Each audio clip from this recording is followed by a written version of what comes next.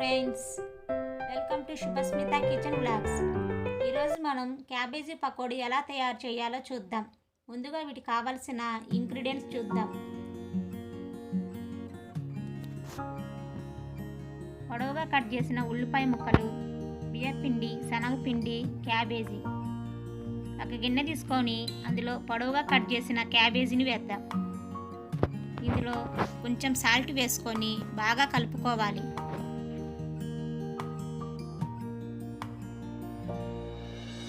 Salt వేసి క్యాబేజీని కలుపుకోవడం వల్ల ఈ క్యాబేజీలో ఉండే నీరు బయటకు వస్తుంది.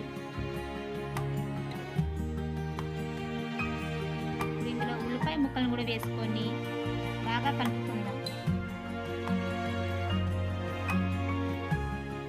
ఇప్పుడు దీన్ని ఒక 10 నిమిషాలు పక్కన పెట్టుకుందాం. మనం క్యాబేజీ పకోడీకి కావాల్సిన మసాలాను చూద్దాం. చిన్నది రోలు కానీ లేదా మిక్సీ జార్ కానీ తీసుకొని అందులో 1 టేబుల్ స్పూను జీలకర్ర వేసుకుందాం. 1 టేబుల్ స్పూను ధనియాల పొడి, 1 టేబుల్ స్పూను సోంపు వేసుకొని దీన్ని బాగా మెత్తగా పౌడర్ చేసుకోవాలి.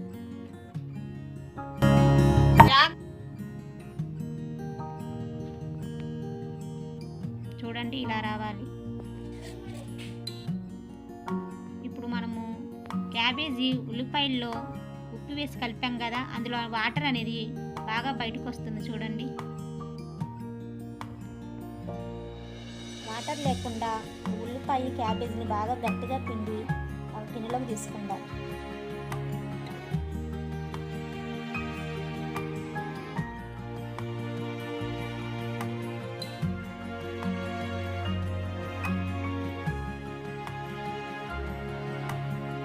వాటర్ మొత్తం పొయ్యేలా గట్టిగా పిండుకోవాలి.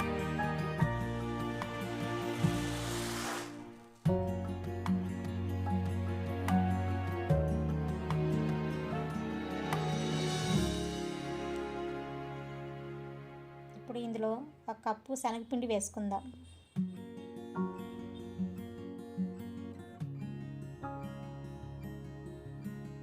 హాఫ్ టేబుల్ స్పూన్ పసుపు, మనం ముందుగా పేస్ట్ చేసి పెట్టుకున్న జీలకర్ర, ధనియాల, సోంపు పొడి వేసుకుందాం.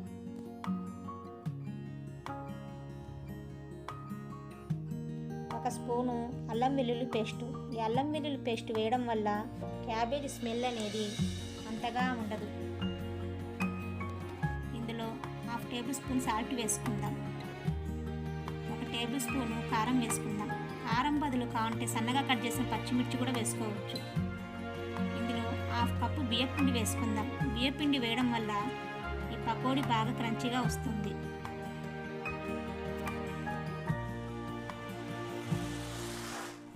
సన్నగా కట్ చేసి పెట్టుకున్న కరివేపాకు, కొత్తిమీర వేసుకుందాం. ఈ క్యాబేజీ ఉల్లిపాయకున్న తేమతోని మనం ఈ పిండిని బాగా కలుపుకోవాలి.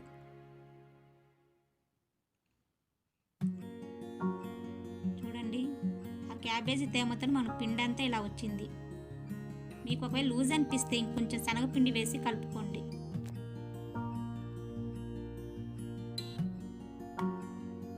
ఇప్పుడు స్టవ్ పెట్టి కళాయి పెట్టి అందులో ఆయిల్ వేసి అది హీట్ అయిన తర్వాత మనం ఇప్పుడు పకోడీలను వేసుకుందాం.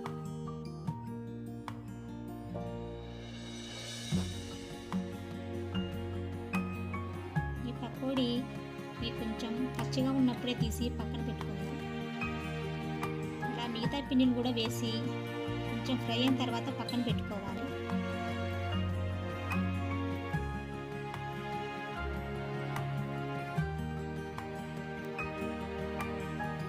ఇలా కొంచెం ఫ్రై అయిన తర్వాత పక్కన పెట్టుకొని మళ్ళీ ఈ పకోడీని మనం చల్లార్చనిచ్చి రెండోసారి డీప్ ఫ్రై చేసుకుందాం. రెండోసారి మళ్ళీ ఫ్రై చేసుకోవడం వల్ల ఇవి మనకు బాగా క్రిస్పీగా క్రంచీగా వస్తాయి. ఒకవేళ వేడి మీద మళ్ళీ రెండోసారి ఫ్రై చేస్తే ఇవి మళ్ళీ మెత్తగా అవుతాయి.